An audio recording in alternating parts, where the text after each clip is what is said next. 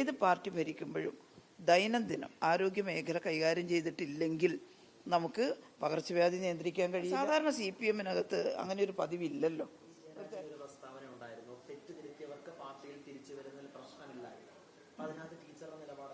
അല്ല, അതൊക്കെ പാർട്ടി സെക്രട്ടറിയും ഒക്കെ പറഞ്ഞു കഴിഞ്ഞു. ഞാനിനി പ്രത്യേകിച്ച് പറയേണ്ട ഒരു കാര്യമില്ല. കേട്ടില്ലേ? കേന്ദ്ര കമ്മിറ്റി അംഗമായ KK ശൈലജയുടെ പ്രതികരണം.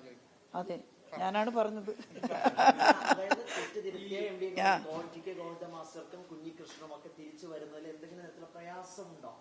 അല്ല, അത് ഇന്ന വ്യക്തി എന്നൊന്നുമില്ല. കേട്ടില്ലേ? അതൊക്കെ ഇപ്പോഴതൊന്നും പറയേണ്ട ഒരു സാഹചര്യമല്ല. അത് പോയിട്ടുള്ള അവർ തന്നെ പറഞ്ഞിട്ടുണ്ട്, ഇപ്പോൾ അത് പറയേണ്ട സാഹചര്യമല്ല എന്ന്. അങ്ങനെ അവർ പറയുമ്പോൾ പിന്നെ നമ്മളിപ്പം സാഹചര്യമാണെന്ന് പറയേണ്ട കാര്യമില്ല. എങ്ങനെ യേശുവിനോ പറയിപ്പിക്കാൻ പറ്റൂലല്ലോ ഇതില് ഇത്തരം ചോദ്യങ്ങൾക്ക്. നമുക്ക് കാത്തിരുന്ന് കാണാം.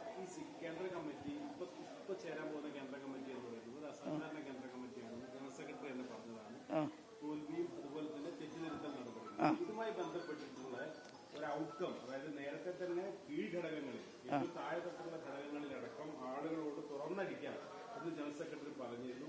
തുറന്നടിച്ചത് വേണ്ടത്ര റിപ്പോർട്ടുകൾ വന്നു. അത്തരം കാര്യങ്ങൾ റിപ്പോർട്ടുകൾ ചർച്ചയാകുമ്പോൾ എന്ത് ഔട്ട്കമാണ് ഈ CC നമ്മൾ? അല്ല, ഇതൊരു അസാധാരണ CC അല്ല. പറയാൻ കാരണം എന്താ വെച്ചാൽ, സാധാരണ ഒരു കേന്ദ്ര കമ്മിറ്റി കഴിഞ്ഞാൽ പിന്നെ ഒരു 2.5-3 മാസമൊക്കെ കഴിഞ്ഞിട്ടാണ് കേന്ദ്ര കമ്മിറ്റി ചേരുക.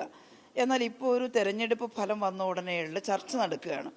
ഇത് CC മാത്രമല്ല, സംസ്ഥാന കമ്മിറ്റി ചേർന്നു, പിന്നീട് എല്ലാ ജില്ലകളിലും ചർച്ച നടത്തി, താഴെ ബ്രാഞ്ച് വരെ ഞങ്ങൾ പോയി, വീണ്ടും തിരിച്ചു വന്ന് ഞങ്ങൾ സംസ്ഥാന കമ്മിറ്റി ചേർന്നു.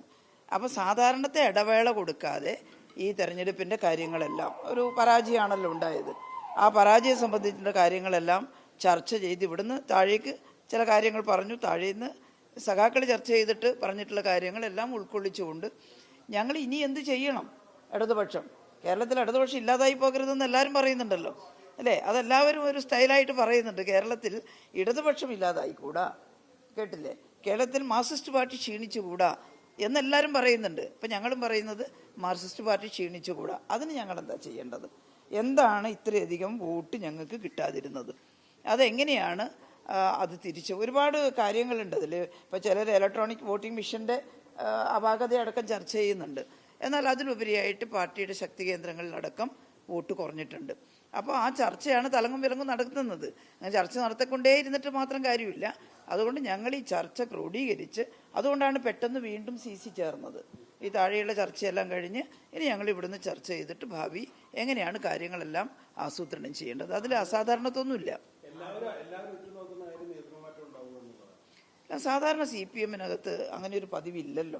ഒരു തെരഞ്ഞെടുപ്പ് കഴിഞ്ഞ ഉടനെ തന്നെ ആരാണെന്ന് വെച്ചാൽ പരാജയം ഉണ്ടായാൽ തിരഞ്ഞെടുക്കപ്പെട്ട പാർട്ടി സമ്മേളനം തിരഞ്ഞെടുക്കുന്നതാണ് എല്ലാ ഭാരവാഹികളെയും. അത് പാർട്ടി സമ്മേളനത്തിൽ മാത്രമേ അത് ചെയ്യുക പതിവുള്ളൂ.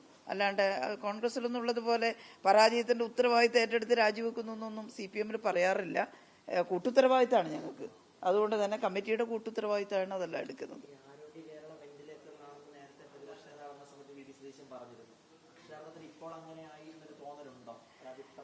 ആരോഗ്യ വകുപ്പ് ആര് കൈകാര്യം ചെയ്താലും നല്ല കൃത്യനിഷ്ഠയോടെ കൈകാര്യം ചെയ്യണം.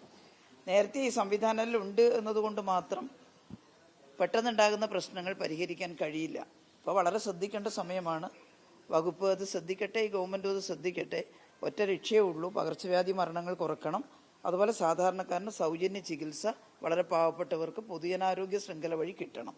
അതിന് തടസ്സം വരുന്നുണ്ടെങ്കിൽ ജനങ്ങൾ അതിനെതിരായിട്ട് പ്രതികരിക്കും. വലിയൊരു സ്ഥാനമുണ്ട്. കഴിഞ്ഞ രണ്ടാമത്തെ LDF സർക്കാരിലെ ആരോഗ്യരംഗം അത്ര സൂക്ഷ്മതയോടെ കൈകാര്യം ചെയ്യപ്പെട്ട് അതൊരു തോൽവി കാരണമായി പല ഘടകങ്ങളും താഴോട്ട് വന്നിരുന്നു. സോ ആരോഗ്യരംഗം വളരെ സൂക്ഷ്മമായി കൈകാര്യം ചെയ്യേണ്ട എന്നുള്ള അഭിപ്രായം. അതെ, ഒന്നാമത്തെയും രണ്ടാമത്തെയും ഗവൺമെൻറ് മാത്രമൊന്നുമല്ല, ഏത് പാർട്ടി ഭരിക്കുമ്പോഴും ദൈനംദിനം ആരോഗ്യ മേഖല കൈകാര്യം ചെയ്തിട്ടില്ലെങ്കിൽ നമുക്ക് പകർച്ചവ്യാധി നിയന്ത്രിക്കാൻ കഴിയില്ല.